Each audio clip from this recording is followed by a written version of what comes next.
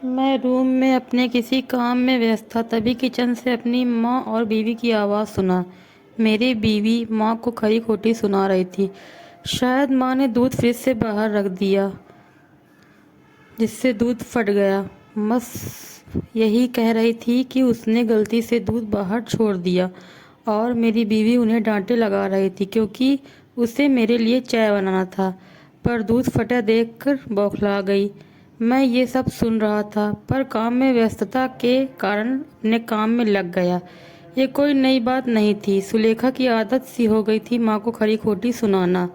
मैं भी सुलेखा को देखी के बीच में कभी कभी माँ को डांट दिया करता था और हमेशा उन दोनों के बीच में सुलेखा का ही पक्ष लेता और माँ को डांट देता था। आज जब मैं 3 दिन घर आया तो माँ मेरे पास आकर अपने आंचल से मेरे मुंह को पोंछते हुए बोली, बेटा खाना लगा दूँ?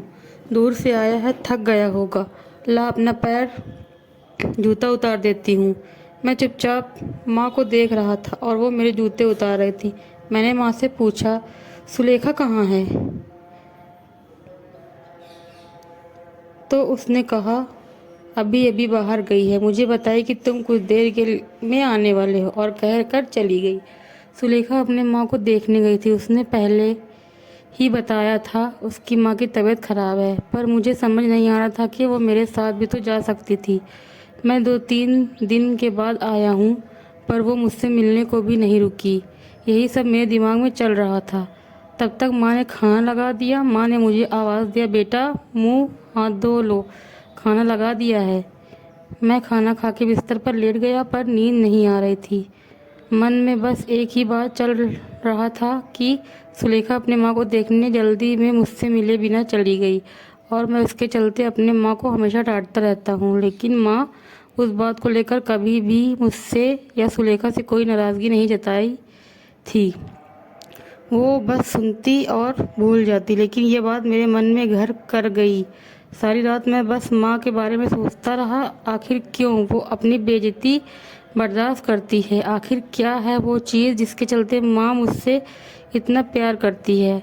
क्यों हमेशा मेरी चिंता करती है? क्यों वो सुलेखा की बातों का जवाब नहीं देती? क्यों और ना जाने कितने ही क्यों मेरे मन को झकझोर रही थी। मैं सुबह माँ को सबसे पहले यही पूछा, आखिर कौन सी बात है जिसके चलते तुम इतना सब सहती हो और उफ तक नहीं करती? मैं माँ की बातों को सुनकर दंग रह गया। आज मुझे पता चल गया उस क्यों का कारण क्या है। माँ ने बहुत ही सहज भाव से कहा था, पर उनकी वो बातें मुझे आज सच में रूबरू करवा गया। उन्होंने कहा, बेटा अब मेरी ज़िंदगी तो कट गई है, बस तुम्हारी चिंता हमेशा सताती है। मैं तो 2-4 दिन की मेहमान हूँ, पर मेरे चलते तुम दोनों में अनबन ना हो, यही भगवान से दुआ करती हूँ। तुम दोनों खुश रहो, आबाद रहो। इससे ज़्यादा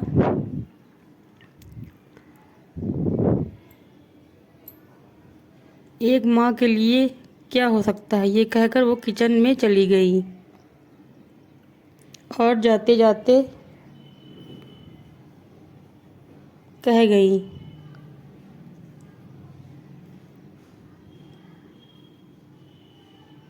तू इतना सोच मत, सर दर्द करेगा। मुझे तेरे सारे क्यों का जवाब मिल गया था। ये सब माँ की ममता ही तो है जो अपने दुख को भुलाकर अपने बेटे के सुख की दुआ करती है।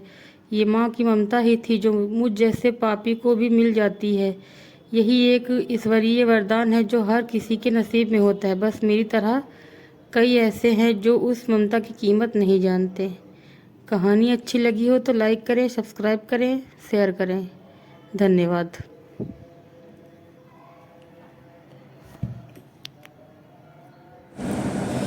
इस वीडियो को सुनने के लिए आपका शुक्रिया। इस चैनल को सब्सक्राइब करें और बेल आइकन को दबाएं। लाइक करें, शेयर करें, कमेंट करें।